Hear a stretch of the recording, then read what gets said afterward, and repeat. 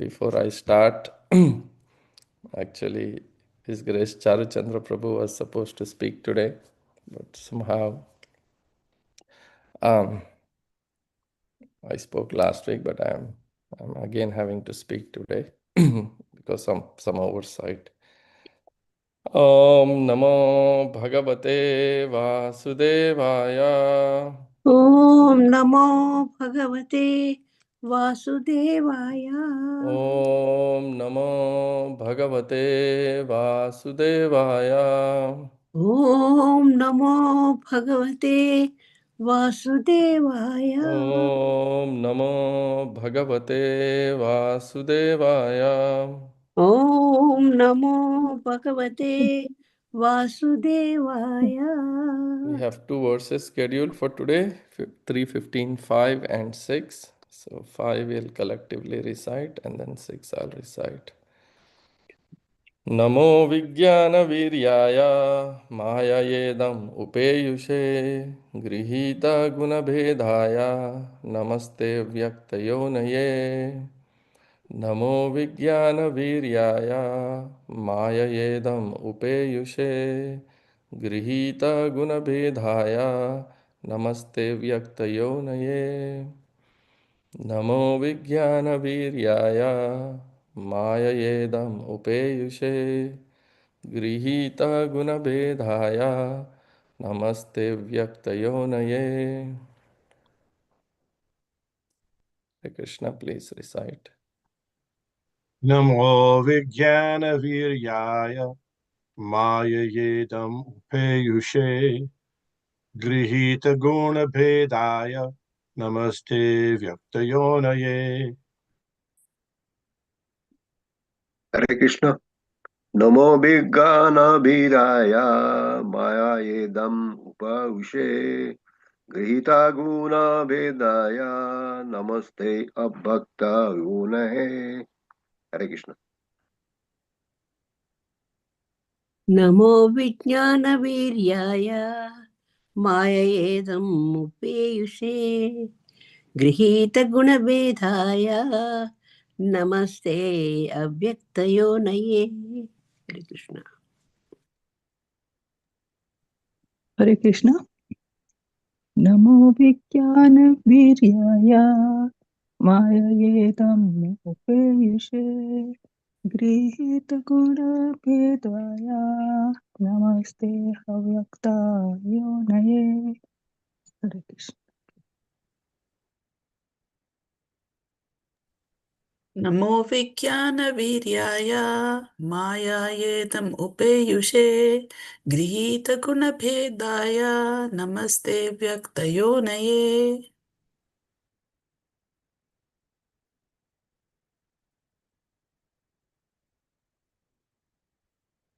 Thank you. Oh, please. Namo Namo Vijnana-Viryaya Maya-yedam Upeyuse Grihita Guna-Bhedaya Namaste Vyaktayonaye. Hare Krishna.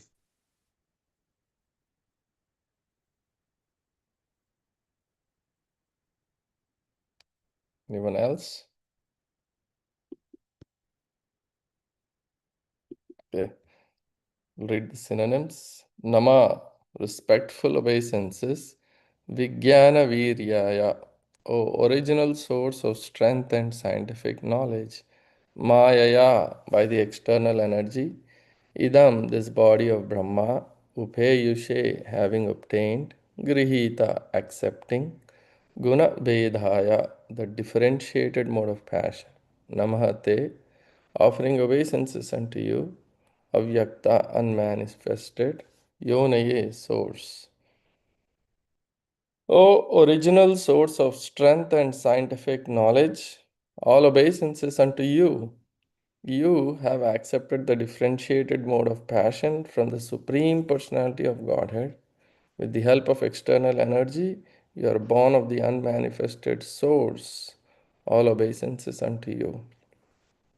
The Vedas are the original scientific knowledge for all departments of understanding, and this knowledge of the Vedas was first impregnated into the heart of Brahma by the Supreme Personality of Godhead. Therefore, Brahma is the original source of all scientific knowledge.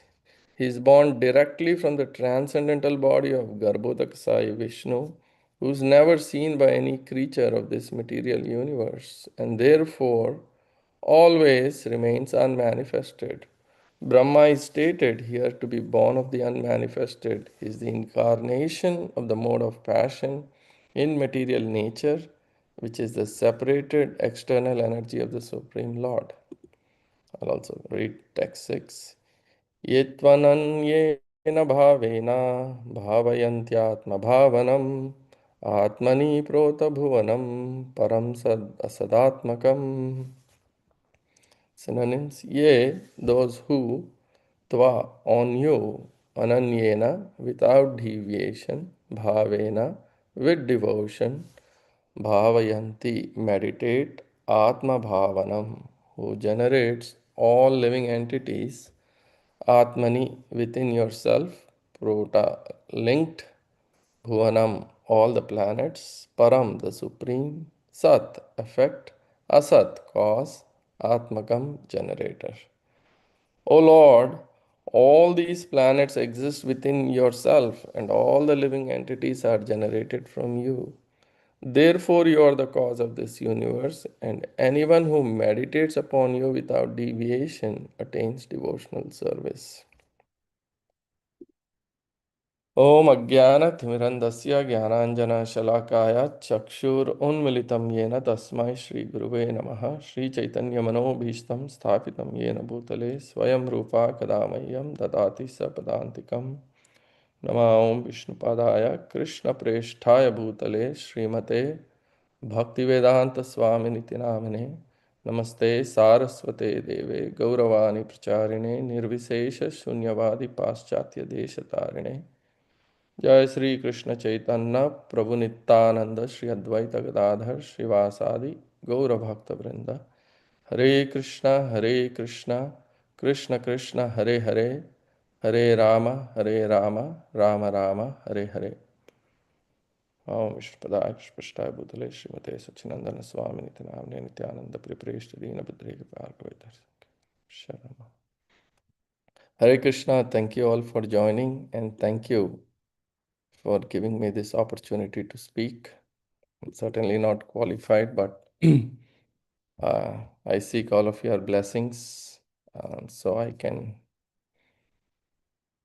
speak few words that are aligned with the Guru Parampara, and I'm speaking primarily for my own purification.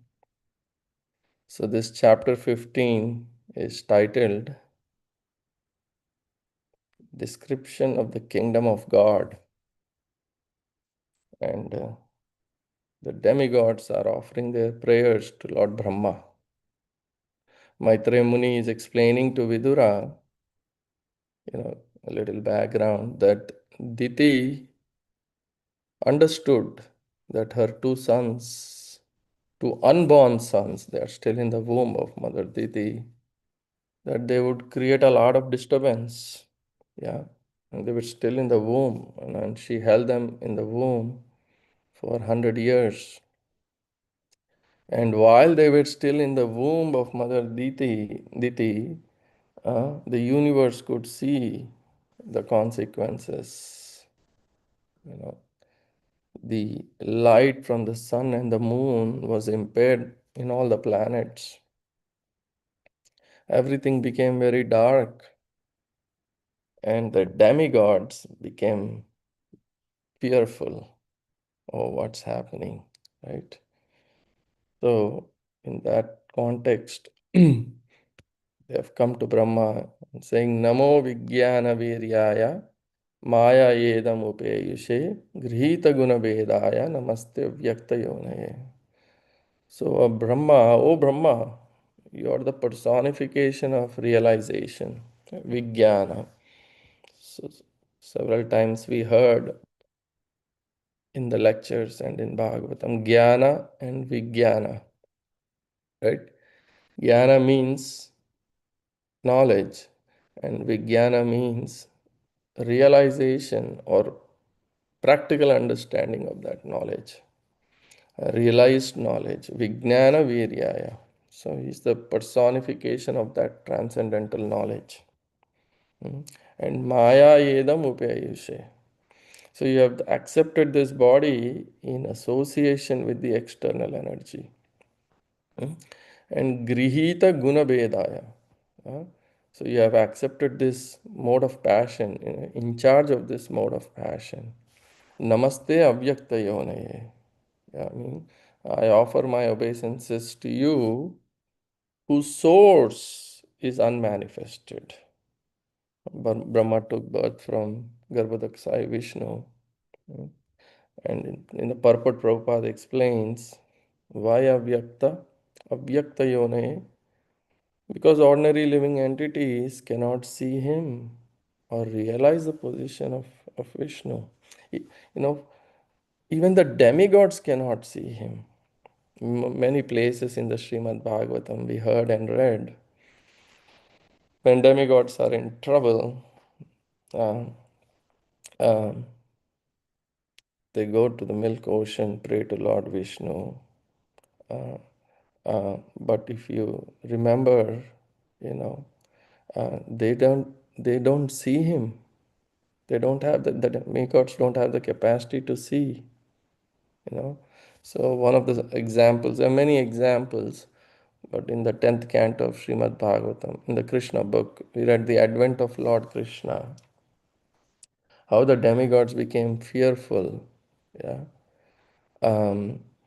when in that chapter it is explained when the earth was overburdened by these different demoniac kings, uh, Bhumi Devi, in the form of cow, went to see who? Anyone remembers?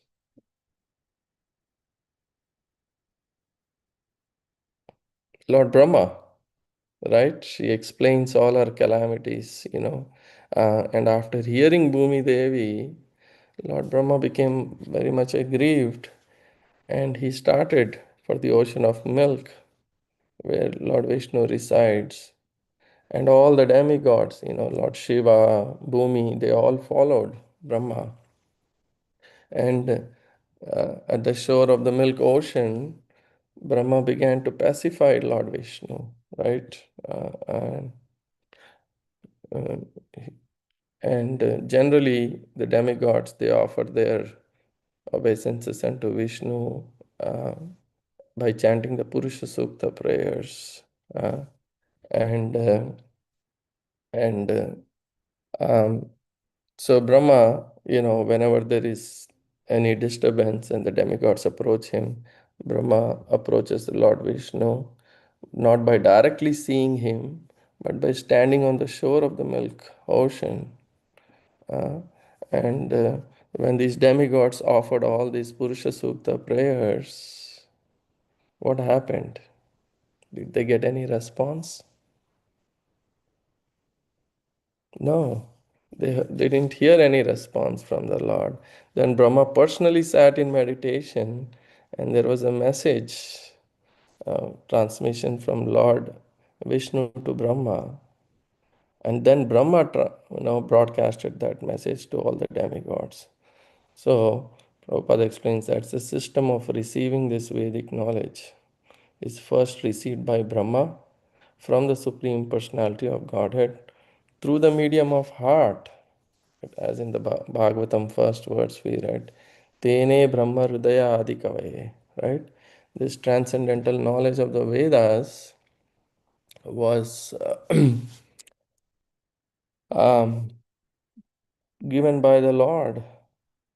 Uh, so through the heart was transmitted to Lord Brahma through the heart.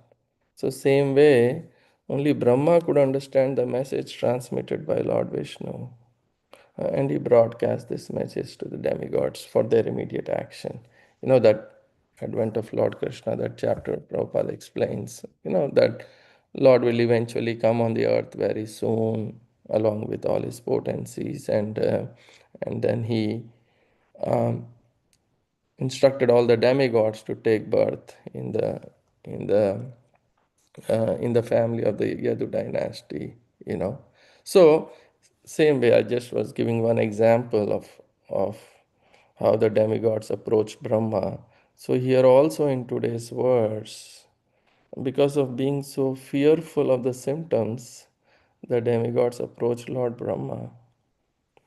Generally, we see, especially people from the India, Indian background, people do a lot of rituals and pray to demigods, right? And why do they pray to demigods?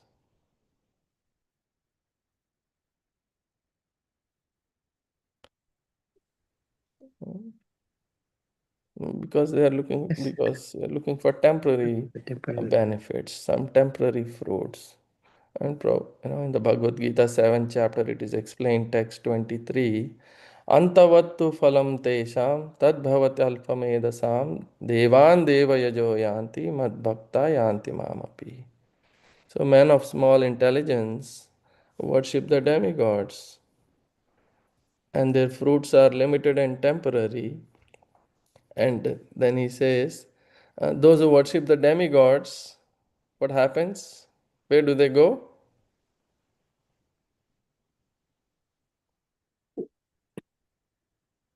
To the heavenly planets. To the heavenly planets, yeah, to the planets of the demigods.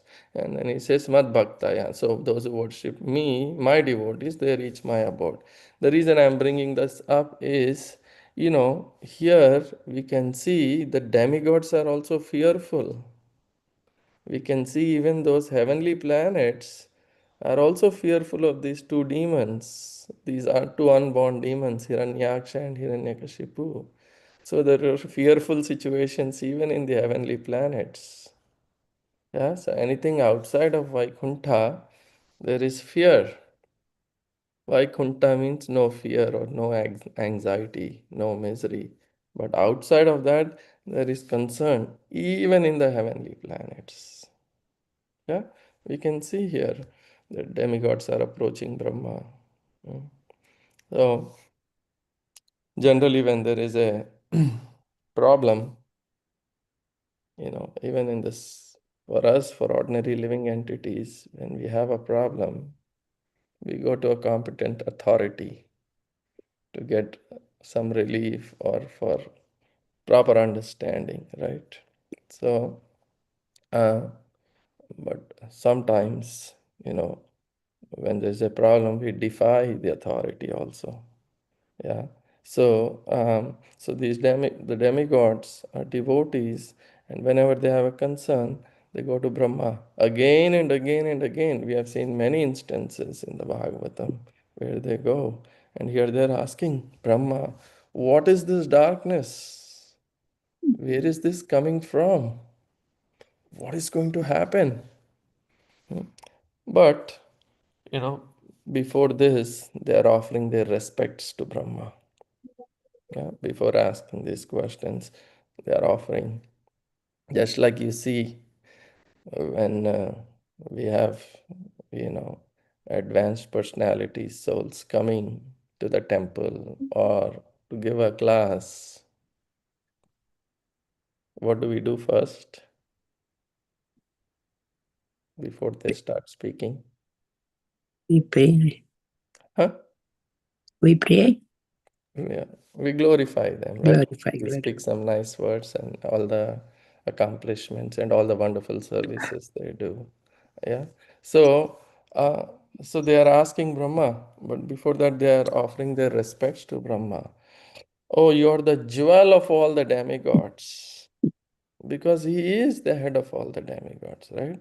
And you are a bhavavit, your state of consciousness or mood, that Srila Prabhupada translated in the previous words, the demigods are saying, you know the intentions of all living entities. Yeah. Um, and he knows the heart and intentions of all the living entities. These are the prayers they are offering to him. All these are actually, if we see, these are all qualities of God. When demigods are glorified with different opulences or powers or qualities. These are actually qualities of God, but present in some of the living entities to a lesser extent. Yeah. And it's very interesting, this glorification of demigods or the glorification of Brahma here. It can be very confusing.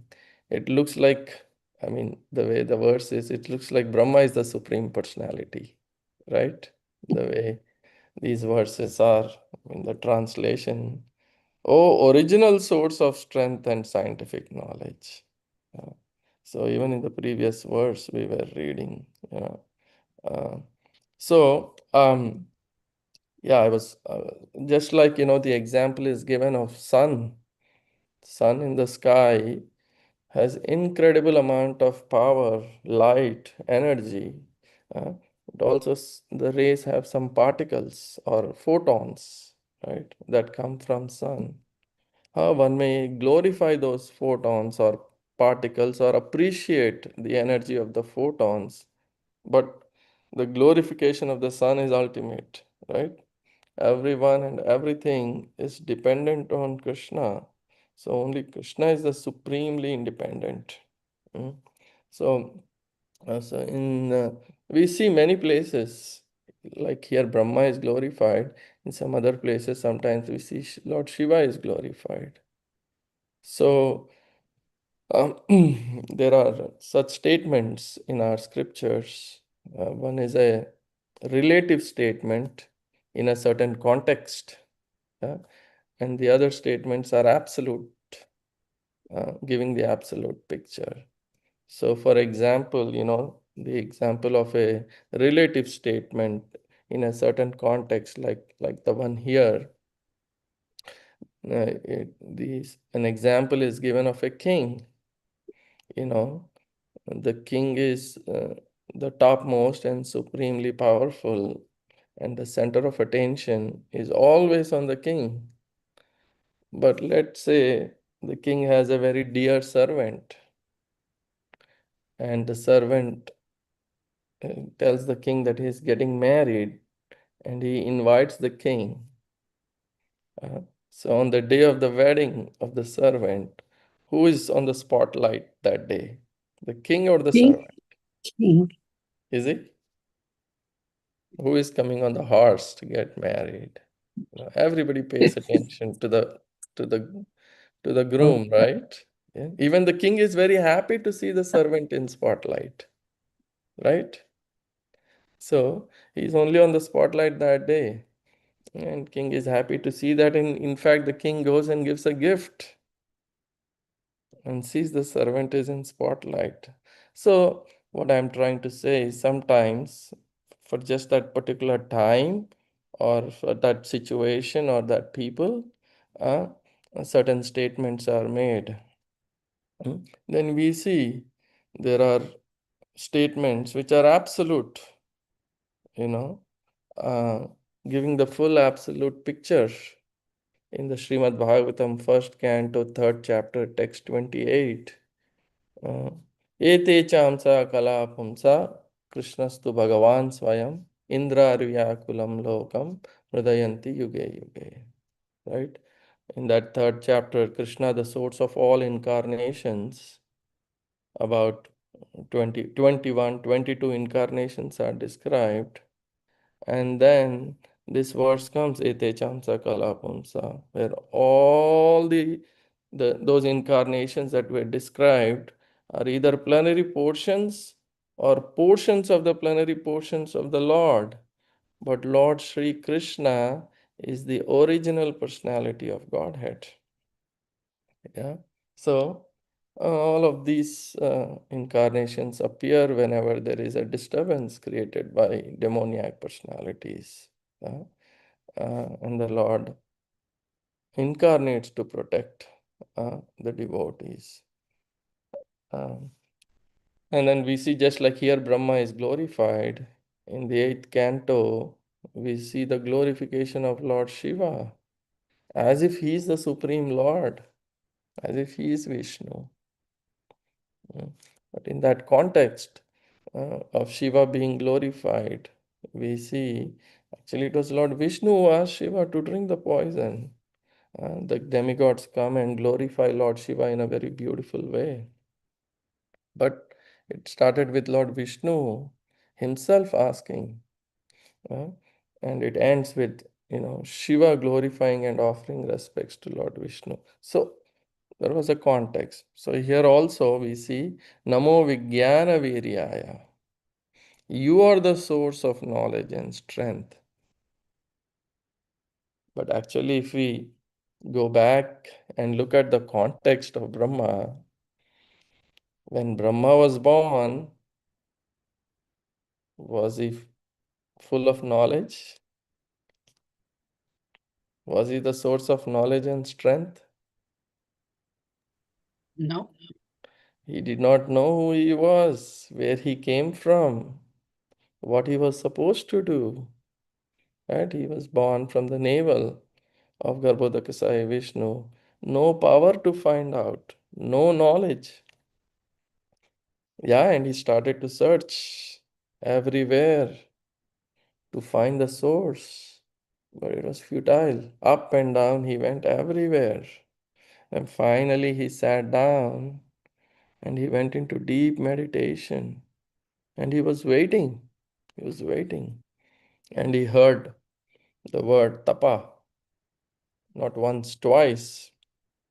Uh, And tapa does not just mean some austerities and that you will find the truth. No, no. Tapa actually means bhakti. uh, So it's explained in the second canto that tapa means the heart of the Lord. Austerity that is filled with heart is bhakti. Mm. Because he was in such a surrendered state, and he became still. And he said, My Lord, what do I do? Please, please reveal it to me. And he heard tapa tapa. So that was his second birth. It's explained he was initiated by this divine sound. He hears this directly and he surrenders to that divine sound. So, a beautiful name for Krishna is Akinchana Gochara. Right? Gochara means to know or to see. One who becomes known or seen to a person who becomes Akinchana. Akinchana means nothing. You have nothing. And when one comes to that stage, then the Lord reveals himself. He becomes visible to such a devotee. Otherwise, if I think I am this, I am that, I am something, I am great, then the ego is there. If I'm thinking I am the controller, but I'm not controlling anything. I'm completely dependent on the Lord for everything. For that person, the Lord reveals himself. See, that Brahma who was born with no knowledge, no power, he eventually becomes, as we read in today's verse and before also, he becomes the source of all knowledge to all the living entities.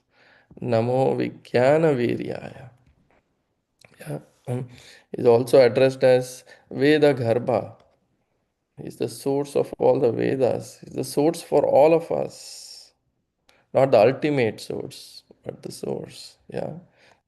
Tene Brahma Adikavaye. Right? Uh, so we read the first point is Atato Brahma Jignasa, the first verse of the Vedanta Sutra. That there one should inquire about the absolute truth. And what is the absolute truth? Only in this human form of life we can inquire. And Krishna says in the Bhagavad Gita 15th chapter, text 15, Vedescha sarvam ahameva vedya. Right? By all the Vedas, I am to be known. But it's not easy to see Krishna. And in some places, Krishna says, Oh, rise above the Vedas. They are only dealing with these three modes of material nature. And in other place he says, I am to be known by the Vedas. Uh, So Vedas also, like you see, have many meanings. So every word, every syllable has different meanings. Uh, So, anyways, the point I was trying to make is this first words of Srimad Bhagavatam, yeah, where it says Satyam Param Dhimahi, right? Janmadyasya Yatayan Vayadi Taratas Chartasvesh Abhignaswarat. So Satyam Param Dhimahi. So to meditate on that supreme absolute truth, to become fully absorbed like Brahma was, that's bhakti. Uh, so Janmadi, Janma Adi, meaning one from whom birth, meaning creation, maintenance, and destruction come. Janmadi Asya. Yeah. And Tene Brahma Hridaya Adi Kavaye. So we inquire about this absolute truth, which is the cause of creation, maintenance, and destruction. Mm. And this absolute truth is to be known through the Shastras. And that Shastra or Vedic scriptures were imparted to the heart of Brahma, who is Adi Kavaye, is the first poet or a learned person. Yeah. And we see many verses in the Srimad Bhagavatam, they give very beautiful and full comments on these key verse or key sutras. Uh, one verse from the Bhagavad Gita also that I can remember in the 10th chapter is Aham sarvasya prabhava matta sarvam pravartate iti matva bhajante mam buddha bhava samanvita. Krishna says, I am the source of all spiritual and material worlds. Yeah, everything emanates from me. The wise who worship, who know this, they engage in my devotional service and they worship me. Yeah. So Krishna is the supreme personality and the source of everything. Yeah. So this is the absolute truth. And this is the basis. Then, our spiritual emotions come. But the basis is that, Krishna is the supreme personality of Godhead. And this Lord Brahma is called, as I said, Veda Garbha, right? So Garbha means the womb. So all the Vedas come from. They came to him like a flash.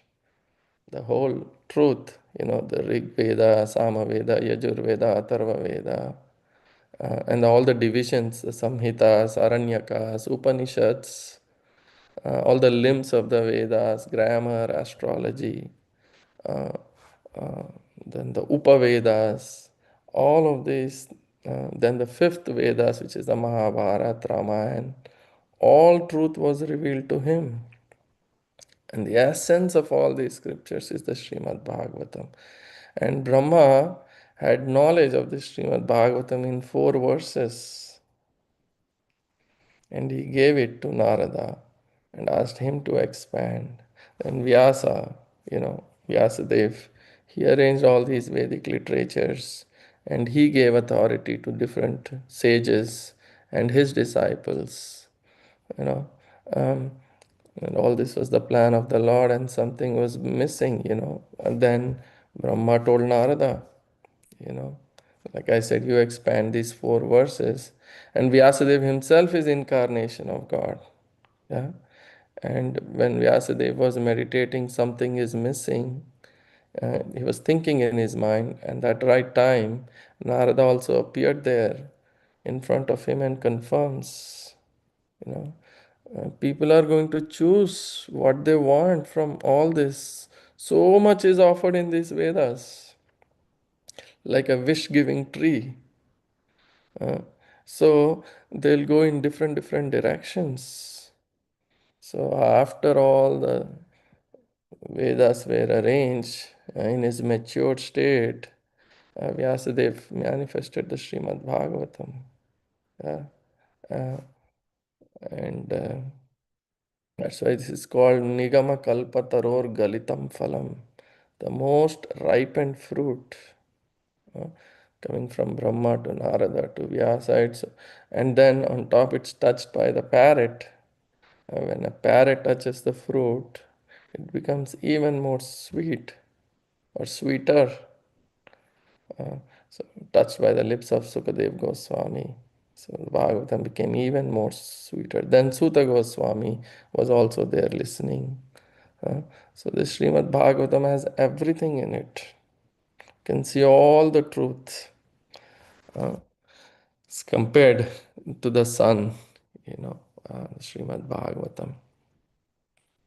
In the purport, Srila Prabhupada also explains that I was reflecting on this about Brahma is the original source of knowledge, uh, the Vedas. In the third chapter of the Bhagavad Gita, Krishna explains, Annad bhavanti bhutani parjanyad anna sambhava yagnad bhavanti parjanyo yagna karma samudbhava. Right?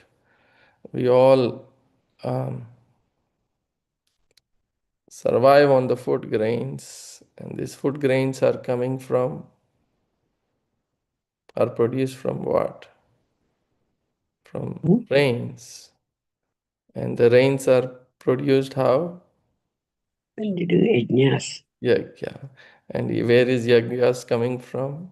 Vedas, From the prescribed duties. prescribed. And where are the prescribed duties coming from? From the Vedas. And where are the Vedas coming from? From the breathing of Lord Vishnu. So in this way, everything is emanating from Lord Vishnu. So everything must be offered to Lord Vishnu. Yeah. And since Brahma is fully realized, he is called Vijnana Viryaye. Yeah. And in the next verse, uh, it says, sixth verse, Ye tvanyena bhavena bhavayanti atma bhavanam atmani prota bhuvanam param sada sadatmakam. Yeah. So here it says, those with unalloyed devotional service, uh, they meditate on bhavayanti atma bhavanam, the one who generates all the living entities. Atmani prota bhuvanam, not just living entities from within himself, but all the planets, all the material universes are generated.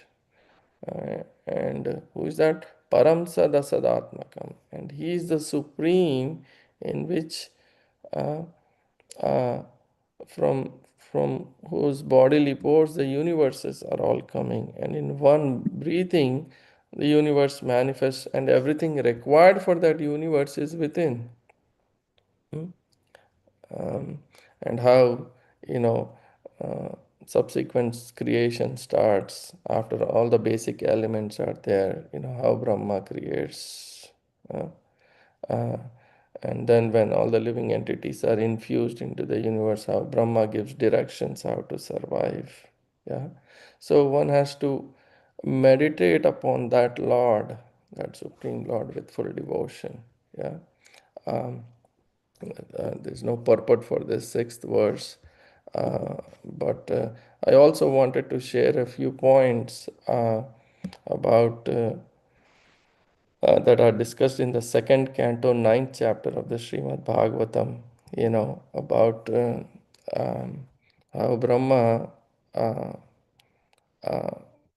gets this special fruits for executing his austerity, and how he gets reciprocation from Krishna. And in the second canto, chapter 9, text 9 says, the supreme personality of Godhead, being thus very much satisfied with the penance of Lord Brahma, was pleased to manifest his personal abode, Vaikuntha, the supreme planet above all others. This transcendental abode of the Lord is adored by all self realized persons, freed from all kinds of miseries and fear of illusory existence. So, basically, after Lord Lord asked Brahma, to ask him for any benediction, and then Lord tells, but remember, there is nothing greater to achieve than me. You know, uh, and then Brahma prays, "Oh Lord, please tell me, so that Please tell me so that I may be taught in the matter by the instruction of the personality of Godhead, and may thus act instrumentally to generate living entities without being conditioned by such activities. Oh, then he says, "O my Lord, the unborn, you have shaken hands with me just as a friend does with a friend, as if equal in position. I shall be engaged in the creation of different types of living entities, and I shall be occupied in your service. I shall have no perturbation, but I pray that all this may not give rise to pride, as if I were the supreme." So Brahma asks, "Give me knowledge so I can do my service properly." Then he says, "In the course of my rendering service," which is what? Which is the secondary creation, "I shouldn't get carried away. Let the passion not carry me away, and let me not forget you." He's saying in the course of creation, then he says, "I may create some vicious elements. Let me not get polluted by them." And then finally the Lord says, you know, knowledge about me as described in the scriptures is very confidential, and it has to be realized in conjunction with devotional service. And the necessary paraphernalia for that process is being explained by me. You may take it up carefully. So we can see here in the beginning, demigods are calling Brahma the source of all knowledge, but Brahma is getting it from the Lord's blessings. And this is the parampara, right? How from Krishna to Brahma, Brahma to Narada, Narada to Vyasa. So in Srila Prabhupada in one of his lectures says, now this spiritual master's succession is not very difficult. I'm reading this. Of course, my students, they offer me so much respect, but all these respects are due to my spiritual master. I am nothing. I am just like a peon. Just like peon delivers one letter. He is not responsible for what is written in that letter. He is not responsible for what is written in that letter. He simply delivers. But a peon's duty is that he must sincerely carry out the order of the postmaster and deliver the letter to the proper person. That is their duty. Similarly, this parampara system is like that. Every one of us should become a spiritual master because the world is in blazing fire. You can so, to understand the spiritual master is not a new invention. It is simply following the orders of the spiritual master. So, all my students present here who are feeling so much obliged, I am also obliged to them because they are helping me in this missionary work. At the same time, I shall request them all to become spiritual master. Every one of you should be spiritual master next. And what is their duty? Whatever you are hearing from me, whatever you are learning from me, you have to distribute the same in toto without any addition or alteration. Then all of you become the spiritual master. That is the science of becoming spiritual master. That to become a spiritual master is not very wonderful thing. Simply one has to become sincere soul. That's all. Evam parampara praptam imam rajarasa vidu. In the Bhagavad Gita it is said that by disciplined succession, this yoga process of Bhagavad Gita was handed down from disciple to disciple. But in course of time, that disciplic succession is now lost. Therefore, Arjuna, I am teaching you again the same philosophy. I just thought this was very interesting. I shared. So, one has to receive this transcendental knowledge from the right source, a bona fide spiritual master. Otherwise, some mundane manufactured sound has no potency. Yeah. The disciple should be ready to execute the order of the Guru, and that is the key for success, as we can see here in the case of Brahma. Sorry, this is a very technical subject. I try to repeat a few points that I heard and read. I beg for forgiveness and corrections. Thank you so much for the opportunity to speak again, primarily for my own purification. Hare Krishna.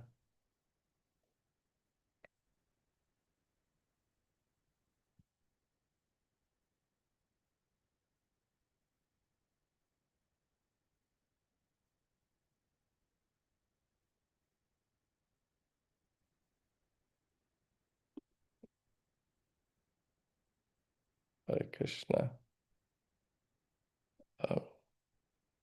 Vishnu Gada Prabhuji, Dronacharya Prabhu. Hare Krishna, Prabhu. Oh, you want questions? You want questions? Any So corrections? Yeah. no corrections, but so the verse said that no creature within this material universe has seen Garbhodakshay Vishnu. That was the first one in the first shloka. So then, how is it that we have pictures of paintings of Garbhodakshay Vishnu, on the fronts of Srimad Bhagavatam, and then how is that? Then a second question would be, the demigods chant the standard prayer of Purusha Sukta, not Shukta, but Sukta.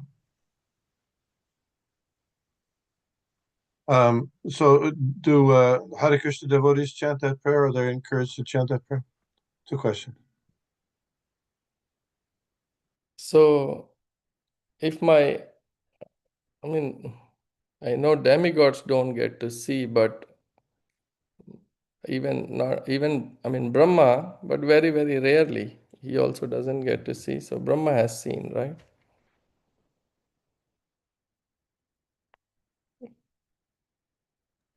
Oh, you're asking me? Right. Brahma has seen it, I'm saying. Seen it means Garbhodakshay Vishnu? Yeah. Well, Shiradakshay Vishnu, you mentioned that they stand on the shore of the Milk Ocean because they don't see him directly. So what to speak of Garbhodakshay Vishnu? I don't know. He's Shiradakshay Vishnu's expansion. I don't know. I'm just bringing up the question that the Christians say nobody has seen God. Nobody's seen the face. That's one of their things they say. Of course, there's contradictory information in their scriptures, but also, we also say that people see Krishna face to face,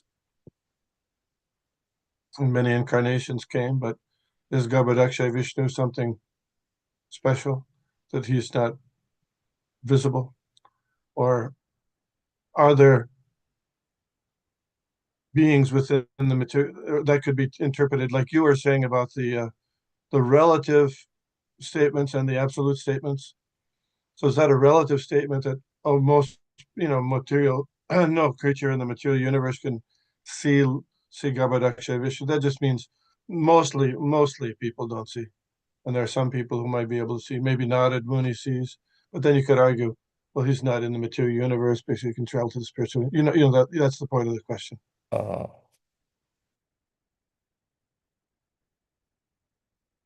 I don't know, Prabhu.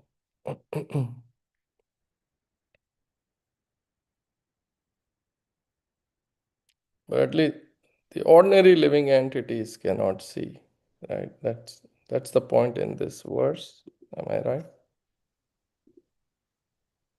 The quote is, any creature within the material of this, any creature of this material universe. Someone could say, oh, well, those people who are transcendental to this material universe, they may be able to see. They may be, You could interpret it that way. Yeah. Or it was just, it's an interesting point, because the point of spiritual life is to develop love of God and in order to do that, you have to be able to see God, or ultimately begin by hearing. But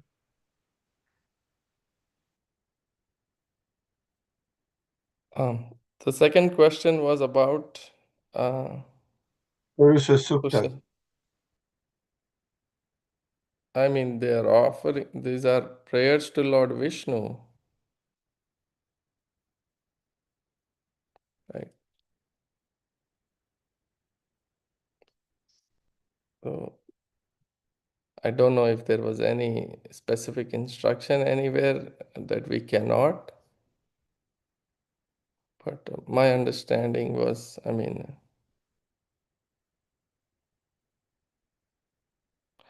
these are prayers to Lord Vishnu. Yes. So maybe is there what I don't know, Prabhu. I'm speculating. I'm recalling. I believe there's a purport in the Chaitanya Charitamrita where Srila Prabhupada talks about. He gives a little detail on installation of deities and worship deities. I think it's in the Adi Lila, and Srila Prabhupada says there that this Purusha Sukta should be chanted during the bathing of the deities for installation and regular uh, deity worship function. Sahasra Shirsha Purusha Sahasraksha Sahasrapad.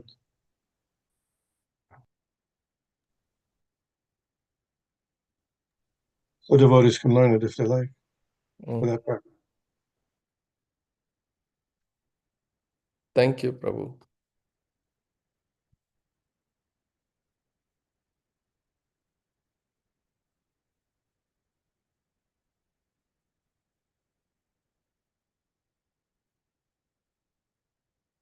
Anyone else? Any other corrections, comments, questions?